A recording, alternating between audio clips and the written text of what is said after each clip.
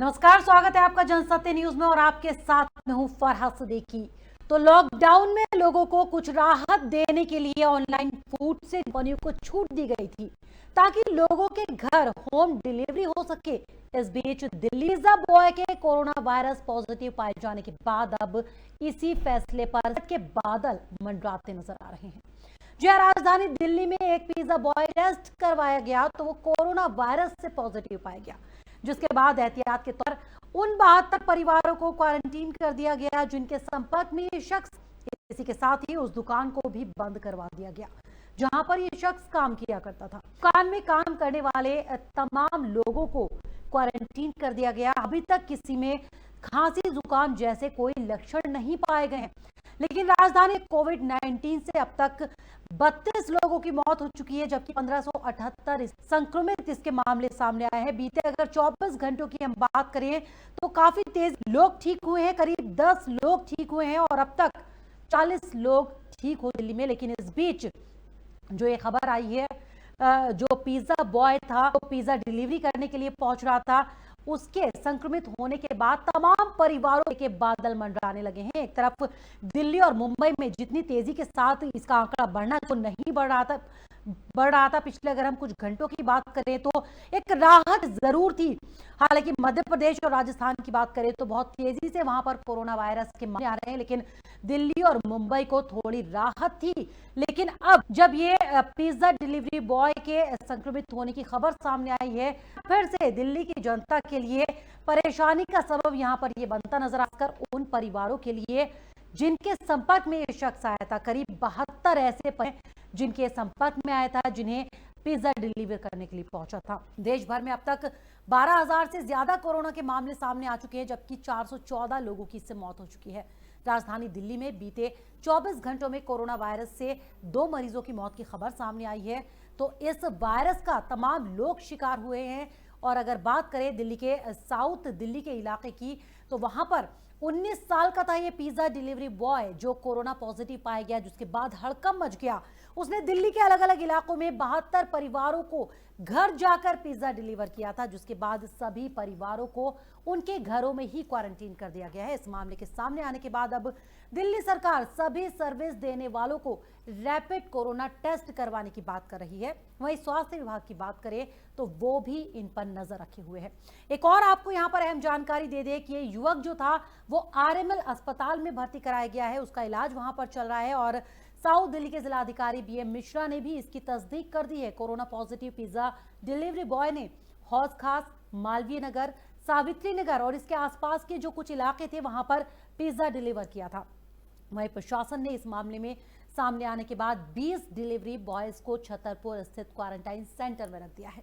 तो ये जो सभी डिलीवरी बॉयज हैं, यानी कि 20 कोरोना संक्रमित डिलीवरी बॉय के संपर्क में आए थे, जिसके बाद इन्हें क्वारंटीन किया गया। संक्रमित युवक की कोई ट्रैवल हिस्ट्री नहीं है, लेकिन प्रशासन को अंदेशा है कि साउथ दिल्ली इलाके में किसी संक्रमित शख्स के वो संपर्क में आया, जिसकी वजह से वो संक्रमित हुआ। अब प्रशासन पता लगाने की कोशिश कर रहा है कि किस परिवार के घर पिज्जा डिलीवर करने के दौरान वो इस संक्रमण की चपेट में आया।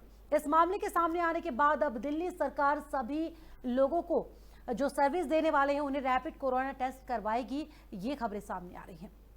तो बता दें आपको, जिस तरह से हड़कंप मचा है उसके बाद तमाम परिवारों पर खतरे के बादल मंडरा रहे हैं। उन लोगों को तो क्वारंटीन कर दिया गया है, साथ ही साथ जो स्वास्थ्य विभाग है वो पूरी तरह से इन पर नजर बनाए हुए हैं। और आज इसी गंभीर मुद्दे पर चर्चा करने के लिए हमारे साथ हमारे स्टूडियो में मौजूद है हमारे एग्जीक्यूटिव एडिटर दिवाकर विक्रम सिंह और इसके साथ ही साथ हमारे साथ जुड़े हुए हैं डॉक्टर सुनील कौशिक, जो कि वरिष्ठ पत्रकार है।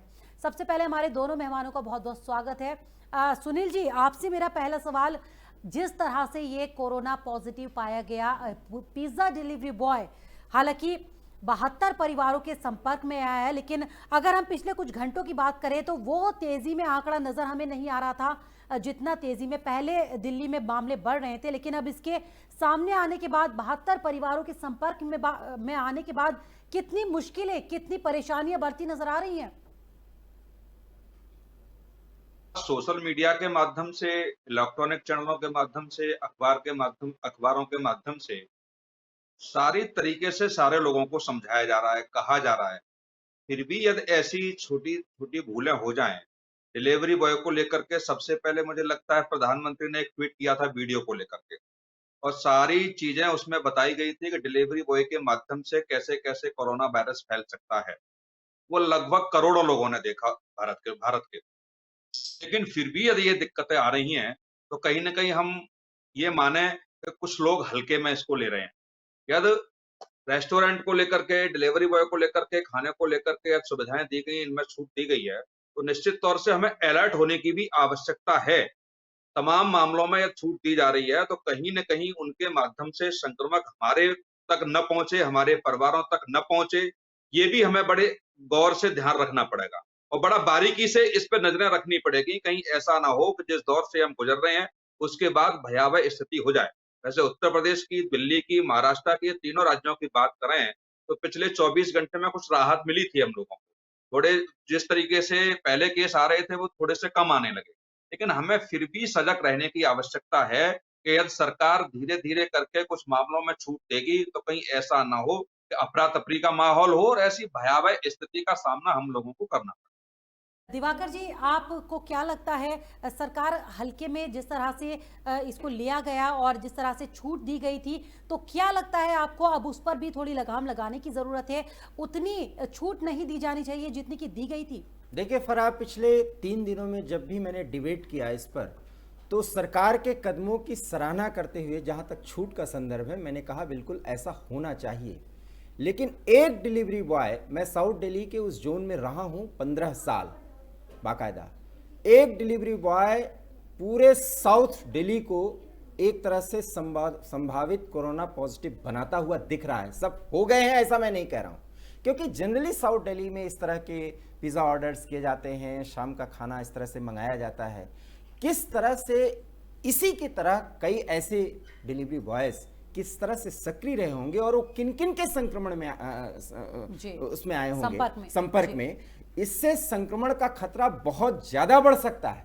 और अगर वो ये स्थिति है, तो जो ये रिपोर्ट पिछले 17-18 घंटे में आ रही हैं और सोशल मीडिया पे भी चलाई जा रही हैं, जिसका लोग जिक्र भी कर रहे हैं कि दिल्ली और मुंबई में स्थिति सुधर रही है, वो सुधरती नहीं दिख रही है। इसको ध्यान में रखिए, यह मामला मार्च के अंतिम सप्ताह का है और ये अप्रैल का दूसरा सप्ताह चल रहा है, और इस दूसरे सप्ताह में 72 परिवार, आप अंदाजा लगा सकती हैं कि हौज खास और मालवी नगर इलाके के सभी लोग जो अगर ये इस डिलीवरी बॉय से कहीं ना कहीं कोई सेवा लिए होंगे, तो आप समझिए संदिग्धों की स्थिति क्या होगी। इसलिए सोशल डिस्टेंसिंग के अतिरिक्त कोई रास्ता है ही नहीं, और जब ये रास्ता है नहीं, तो जिस तरह के छूट को लेकर के हम लोग बहुत स्वागत कर रहे हैं, उसमें यही होगा जो इस डिलीवरी बॉय के द्वारा हो गया है। जी दिवाकर जी, सुनैना भी हमारी सहयोगी हमारे साथ दिल्ली से जुड़ चुकी हैं, उनसे भी जानकारी ले लेते हैं। सुनैना, जिस तरह से पूरा मामला सामने आया, करीब 72 परिवारों पर संकट के बादल, तो क्या खबरें इससे जुड़ी आपके पास ताजा और क्या कुछ इस वक्त चल रहा है, क्योंकि लगातार नजर रखे हुए हैं आप?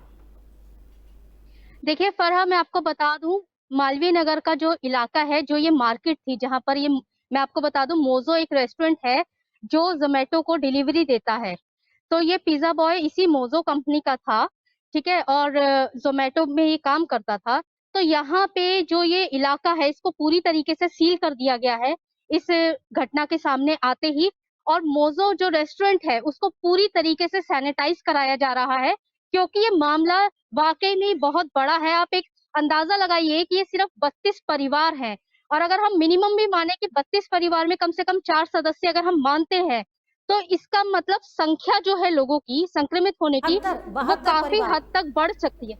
हाँ जी, 72 परिवार। और अगर हम नॉर्मल लगाएं कि अगर एक परिवार में 4 लोग भी हैं, मैं आपको ऐसा एक एग्जाम्पल दे रही हूँ, तो आप ये लगाइए कि अगर संदिग्ध बढ़ते, हमारे पास कितने संदिग्ध हो गए हैं इस टाइम पर, जो कोरोना के पॉजिटिव भी हो सकते हैं, क्योंकि इस डिलीवरी बॉय ने ये मार्च से ये मतलब हॉस्पिटल जा रहा था अपने चेकअप के लिए, लेकिन उस वक्त इसकी कोई ट्रेवल हिस्ट्री नहीं थी। उस टाइम सिर्फ फोकस उन्हीं लोगों पे किया जा रहा था, उन्हीं मरीजों पे किया जा रहा था जिनकी कोई ना कोई ट्रेवल हिस्ट्री हो। इसकी कोई ट्रेवल हिस्ट्री नहीं थी, इसीलिए हर बार इसको हॉस्पिटल से वापस भेज दिया गया। लेकिन जब इसकी तबीयत अप्रैल में ज्यादा खराब हुई, तब ये दोबारा हॉस्पिटल में गया, तब जाके इसकी जांच की गई और जिसमें ये पॉजिटिव पाया गया है। मैं आपके पास, तो डॉक्टर सुनील, आपने सुना कि किस तरह से ये पहले भी जब इसकी तबीयत खराब हुई थी तो हॉस्पिटल गया था, लेकिन क्योंकि कोई ट्रैवल हिस्ट्री नहीं थी इसलिए उसको वापस भेज दिया गया, उसकी जांच नहीं की गई।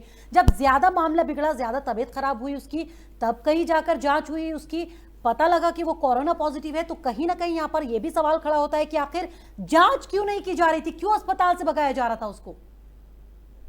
नहीं, ये फर्क बिल्कुल हम निश्चित तौर से कह सकते हैं कि इतनी आबादी के हिसाब से जो हमारे पास किट होनी चाहिए, जो जांच की लैब होनी चाहिए, वो बिल्कुल अच्छी तरीके से हम कह सकते हैं वो नहीं है। अभी बहुत ज़्यादा नहीं है, मेरे हिसाब से 1 लाख के आसपास जांचें पूरे देश में हो पाई हैं। तो जितनी बड़ी आबादी का देश है या अन्य देशों की हम अपेक्षा करें कि जहाँ 1-1 हज़ार पे 3-3 लैब खुल गई हैं, वहाँ हमारे भारत की स्थिति अभी ठीक नहीं है। दूसरा, ट्रैवल एजेंसी जो ट्रैवल हिस्ट्री की जो बात की जा रही है, निश्चित तौर से जो लोग बाहर से आए हैं, बाहर से आने के बाद जिन परिवारों के संपर्क में जो लोग रहे हैं, सरकार नज़रें उन पर रख रही है। और जिन मामलों में छूट दी जा रही है, मेरा भी सरकार से एक अपील होगी, चाहे इलेक्ट्रिकल या प्लम्बर या अदरवाइज किसानों के लिए जो छूट दी गई है, या जो लोग कर्मचारी हैं, जो काम करेंगे, मैं कह रहा हूं कि उनकी भी समय रहते उनकी जांचें होती रहनी चाहिए। इस तरीके की लैब क्षेत्र वाइज बनानी चाहिए। कहीं ऐसा न हो कि उनमें से कोई मजदूर या संक्रमक हो गया। अब इसी की आप देख लीजिए, 72 परिवार और 17 डिलीवरी बॉय जो उसके साथ काम कर रहे थे, रेस्टोरेंट में जो काम कर रहे थे, वो 17 डिलीवरी बॉय में भी शायद कोई आता है, तो वो जहां उसने डिलीवर किया होगा खाना, उनके भी अभी सामने आ सकते हैं मामले। तो निश्चित तौर से ये बहुत बड़ा मामला है कि एक व्यक्ति बहुत बड़े स्तर पर संक्रमित फैला सकता है। तो हमें मैं फिर दोबारा कहूंगा कि हमें बहुत ही कह सकते हैं अलर्ट होने की आवश्यकता है, छोटी-छोटी चीजों पे ध्यान देने की आवश्यकता है। कुछ दिन बहुत लोग पिज़्ज़ा न खाएँ, ये भी एक अपील की जा सकती है। खाना खाने की जो व्यवस्थाएँ घर में हो रही हैं, उन्हीं से काम चलाएँ। 1 महीने में, 2 महीने में कोई ऐसी बातें नहीं आ पा रही हैं, वो अपने बच्चों को, परिवार के लोगों को समझाएँ कि अधिक से अधिक जो रेस्टोरेंट से खाना आ रहा है, उसको कम से कम दूर रहने की लोगों से अपील करें, अपने परिवार को समझाएँ, तो मैं कह रहा हूँ बहुत अच्छे से इसको हम कंट्रोल कर सकते हैं। जी दिवाकर जी, क्या आपको भी यही लगता है कि कंट्रोल इसे किया जा सकता है, बाहर से आप खाने पीने की चीज़ें ऑर्डर ना करें? क्योंकि भले ही इस शख्स की कोई ट्रैवल हिस्ट्री नहीं थी, लेकिन तमाम घरों में ये जाता है, उसमें ऐसे भी लोग रहते होंगे जो बाहर से आए हुए हैं। हालांकि ये कह दिया गया कि ट्रैवल हिस्ट्री नहीं है और जांच नहीं हुई है, लेकिन तमाम लोगों के तो वो संपर्क में आता है, अब पता नहीं किसको कौन संक्रमित है कौन नहीं है।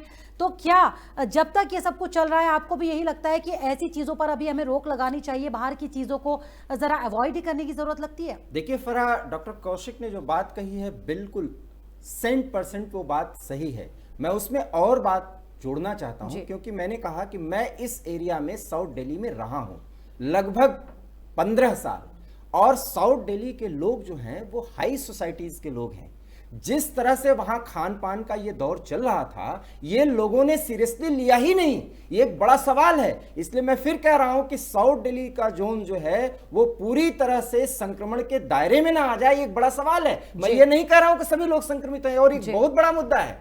क्योंकि आप देखिए, जब संक्रमण छूने से हो रहा है, ट्रांसमिट ही हो रहा है कि टच हो रहा है, कोई एक डिस्टेंसिंग नहीं मेंटेन हो रही। आप किसी से डिलीवरी ले रहे हैं किसी खान पान का, वो किसी कैसे वहां पे पहुंचा, किस तरह से आपने उसको एक्सेप्ट किया, किन स्थितियों में वो आपके सामने आ रहा है, हम डिलीवरी बॉय पे तो सवाल ही नहीं उठा रहे हैं। पता नहीं वो कैसे संक्रमित हुआ। और साउथ दिल्ली में फॉरेन से भी आए हुए बहुत लोग हैं, वहां से आने जाने का बहुत ज्यादा है लोगों का। हर दूसरे तीसरे घर में किसी ना किसी का फॉरेन से आना जाना रहता है। बड़े बड़े लोग, हाई सोसाइटी के लोग रहते हैं। ऐसे में अगर खान पान का ये दौर बिल्कुल सामान्य तौर पर चलता रहा, जिस तरह से डिलीवरीज ली जाती रहीं, मुझे तो अभी बहुत बड़ा संदेह है कि कहीं ये मामला बहुत आगे न बढ़ जाए। वो इसलिए कह रहा हूं, इसमें कहीं से भी परेशानी की कोई बात नहीं है। क्योंकि अगर कोरोना के संभावित अगर आप हो चुके हैं, अगर आप संक्रमित हो चुके हैं, तो इसका पूरी तरह से इलाज है। वो एक ही इलाज है कि डिस्टेंसिंग हो, और डिस्टेंसिंग नहीं मजबूत किया लोगों ने। 72 परिवारों का मतलब, आप जैसा कि आप भी बोल रही थी, सुनैना ने भी जानकारी दी। और देखिए आप जोमेटो और जिन और कंपनियों का अभी भी लोग ऑर्डर कर रहे हैं। अभी तो एक डिलीवरी बॉय आया है, पता नहीं कितने डिलीवरी बॉय ऐसे होंगे। और अगर इस तरह से सेवाएं दी जा रही हैं, तो मैं फिर कह रहा हूं, साउथ दिल्ली पूरी तरह से संभावित कोरोना पॉजिटिवों से घिरा हो सकता है। ये आगे की रिपोर्ट में ये बातें आ सकती हैं, ये बहुत बड़ी बात है। जी डॉक्टर सुनील कौशिक, जिस तरह से ऑनलाइन फूड कंपनी को दिल्ली सरकार ने छूट दी थी ये सोचते हुए कि लोगों को घर बैठे खाना मिल सके, वो पेट भर खाना खा सके। लेकिन क्या ऐसा नहीं लगता है कि इससे पहले कुछ दिशा निर्देश जारी किए जाने चाहिए थे, कुछ नियम सरकार को इसके साथ लगाने चाहिए थे कंपनियों को इजाजत देने से पहले, छूट देने से पहले?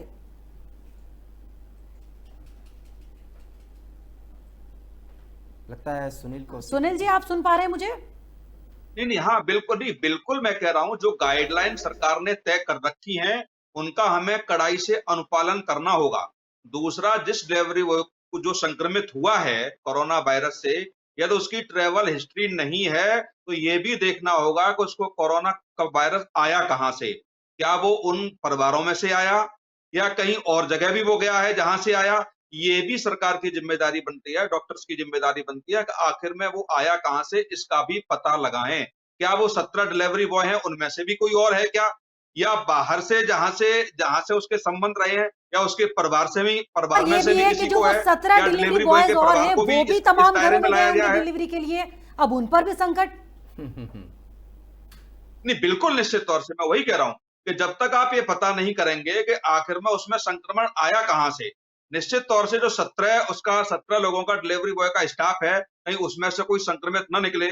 जिस डिलीवरी बॉय का आया उसके परिवार की हिस्ट्री का है, परिवार में से तो कोई बाहर से नहीं आया है, पर परिवार की भी जांच होनी चाहिए। क्या ऐसा कोई रिश्तेदार तो उसके घर में नहीं रह रहा है जो बाहर से आया हो, उससे संक्रमित हुआ हो? तो ये तमाम ऐसी व्यवस्थाएं, और दिवाकर साहब बिल्कुल ठीक कह रहे हैं कि ये हाई फाई जो जो क्षेत्र है दिल्ली का, जिसको हम मानते हैं, ये तो वहां भी लोग नहीं मान रहे हैं, जहां हर घर में टीवी लगी हुई है, हर घर में अखबार आ रहा है, प्रधान और सोशल मीडिया से हर व्यक्ति जुड़ा हुआ है, मगर हर हाथ में मोबाइल है, एंड्रॉयड और एप्पल। यदि वो लोग भी इससे दूर रह रहे हैं तो हम ग्रामीण से बात कैसे कह सकते हैं कि वो बड़ा अलर्ट और रहे होंगे, या उनसे हम अपेक्षा कर सकते हैं? सबसे ज्यादा अपेक्षा तो पढ़े लिखे वर्ग से है, लेकिन यदि वो भी मान के नहीं चल रहा है, वो भी कहीं ना कहीं गलतियां कर रहा है, तो मैं कह रहा हूं ये स्थिति बहुत देश के लिए अच्छी नहीं है। जी, लेकिन सुनील जी, सवाल मेरा ये कि ऑनलाइन फूड कंपनियों को जो सरकार ने छूट दी थी, क्या उससे पहले उनके लिए कुछ गाइडलाइंस जारी नहीं करने की जरूरत थी? कुछ दिशा निर्देश होते हैं डिलीवरी से पहले कि किस किस चीजों का आपको ध्यान रखने की जरूरत है?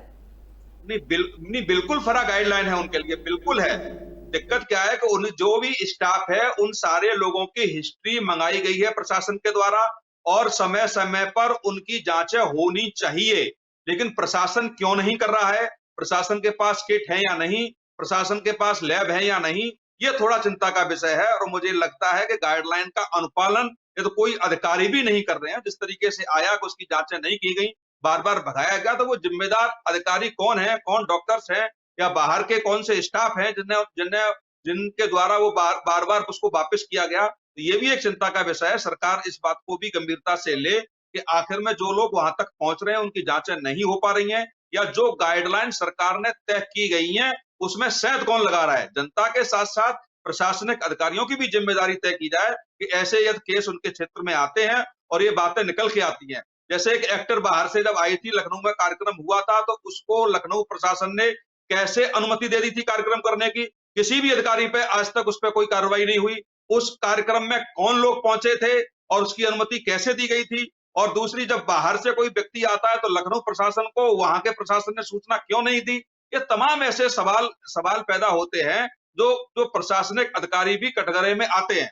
तो आखिर में वो भी अपनी जिम्मेदारी बड़े अच्छे तरीके से निभाएं, और सरकार की नजरें जिस तरीके से पीएमओ ऑफिस ने 32 सेक्रेटरी लेवल के आईएएस जो लगा रखे हैं, जो सारे प्रदेश को कोऑर्डिनेट कर रहे हैं, यदि उनके संज्ञान में ऐसे समाचार आ रहे हैं कि कहीं न कहीं अधिकारियों द्वारा या ऐसी टीम द्वारा कहीं न कहीं गलतियां की जा रही हैं, तो निश्चित तौर से उनको भी देखें, और दंडित करने का काम भी प्रशासन का होना चाहिए, सरकार का भी होना चाहिए। जी, सुनैना के पास में जाऊंगी। सुनैना, ये माना जा रहा है कि ये जो शख्स पिज्जा डिलीवरी करने के लिए जो गए, हो सकता है किसी परिवार के संपर्क में, संक्रमित परिवार के संपर्क में आए हो, लेकिन एक खबर ये भी सामने आ रही है कि ये अस्पताल गया था और वहां पर कुछ फेफड़ों के इन्फेक्शन वाला जो डिपार्टमेंट होता है वहां गया था, शायद वहां से लगी उसको ये बीमारी।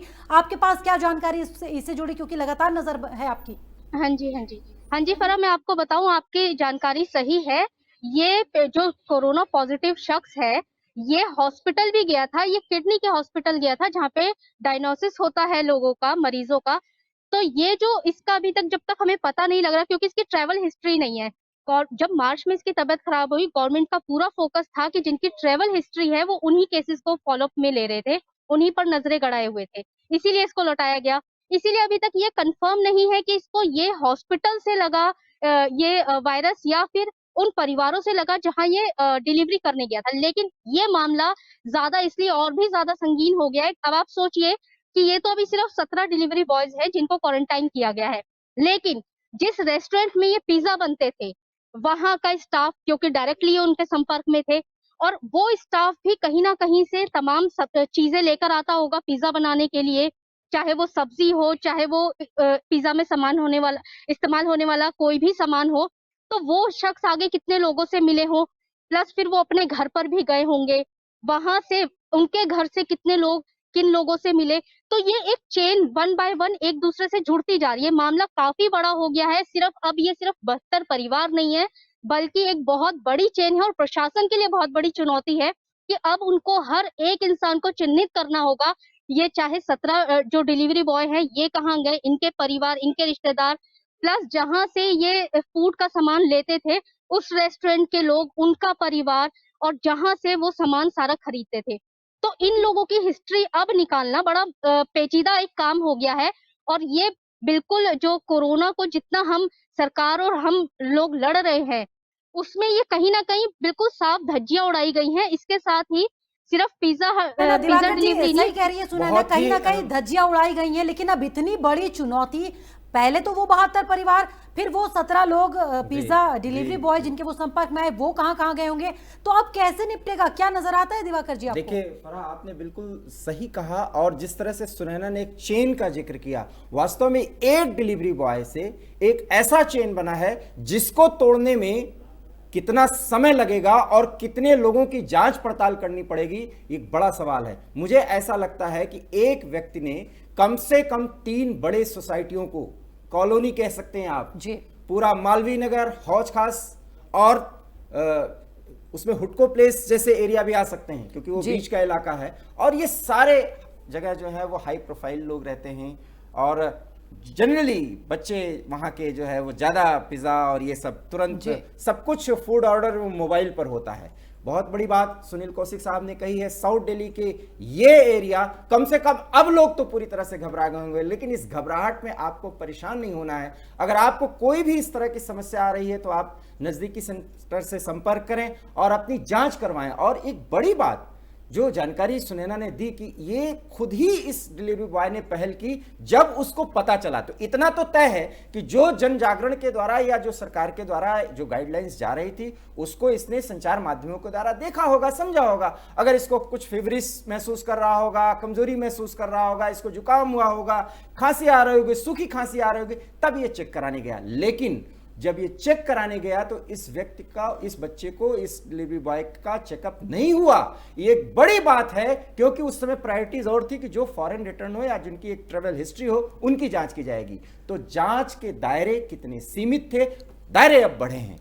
ऐसे में फूड की डिलीवरी करवाना, और एक बात और, हालांकि ये काम बहुत ही अच्छा है, सामाजिक कार्य को अगर देखें कि अब खाना बांटने को लेकर के भी लोग जो है बहुत उत्साहित दिख रहे हैं। लखनऊ का भी आपने लखनऊ का मामला सामने है, लखनऊ के एक पूर्व मेयर जो है वो कितने लोगों को कोरोना बांट दिए। अरे भैया, एक दिन तो आपने खाना खिला दिया, लेकिन कहीं उसकी जिंदगी जो है वो मुश्किलों में ना पड़ जाए। इसलिए फराह, मैं आपसे पहले भी कहा कि मैं 3 दिन में जब भी डिबेट ले रहा हूं मैं यही कह रहा हूं कि जिस छूट का बहुत स्वागत किया जा रहा है, पहले जान फिर जहान, हम जहां बना लेंगे, मुश्किलों में चल लेंगे। और कौशिक जी की बात का समर्थन करते हुए मैं फिर कह रहा हूं कि भैया घर में दाल रोटी खाओ, लेकिन ये जो फैशन के तहत ये ऑर्डर का जो मामला है ना, ये उस बच्चे को भी मुश्किल में डाल दिया और परिवारों को भी मुश्किल में डाल दिया। जी दिवाकर जी, वो पार्षद तो गरीब लोगों को खाना बांट रहे थे, लेकिन यहाँ पर तो गरीब लोग ऑर्डर नहीं करते हैं पिज्जा, और जो महंगे महंगे खाने होते हैं वो लोग करते हैं, हाई सोसाइटी के जो लोग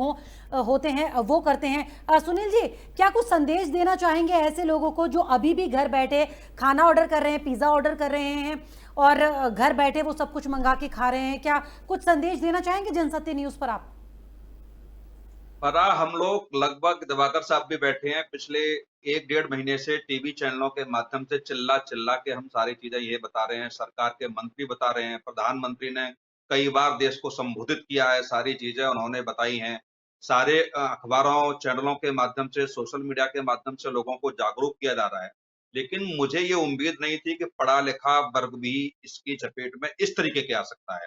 क्योंकि मुझे ये बहुत अच्छे से याद है कि ये डिलीवरी बॉय को लेकर के प्रधानमंत्री ने एक वीडियो वायरल किया था, जहाँ बहुत करोड़ों की संख्या में लोगों ने देखा था और डिलीवरी बॉय के माध्यम से ये दिल्ली जैसे जहाँ सारे लोग बैठे हैं, जहाँ से पूरा देश चलता है, जो वीडियो के माध्यम से लोगों को सचेत किया गया हो, यदि वही माध्यम कोरोना फैलने का बने, तो निश्चित तौर से हमें और जागरूक होने की आवश्यकता है। हम लोगों से खिलवाड़ न करें।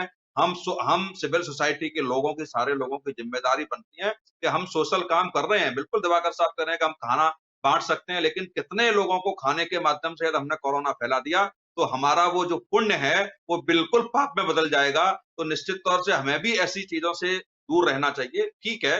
लेकिन जब हम स्वस्थ हैं तो ठीक है, कहीं भी संदेह दिख रहा है किसी भी व्यक्ति को ऊपर, तो ऐसे कार्यक्रमों से दूर रहे और सारे लोगों की जिम्मेदारी बनती है, देश के हर एक नागरिक की जिम्मेदारी बनती है कि इस समय बहुत महामारी का समय है, कोरोना से हमको जंग से लड़ना है और जीतना भी है।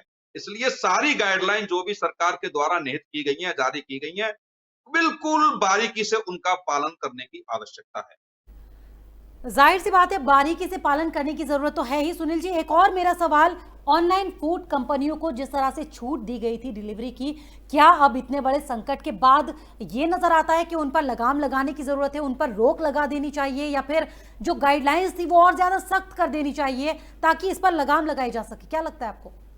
हाँ, बिल्कुल।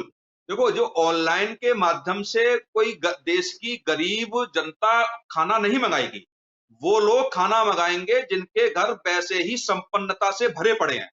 तो अब ऐसे दौर में यदि स्वयं मेहनत करके आप खाना नहीं बना सकते हैं, आपके घर के लोग, या आप स्वयं नहीं बना सकते हैं, तो मुझे लगता है कि आप देश के लिए करेंगे क्या आखिर में?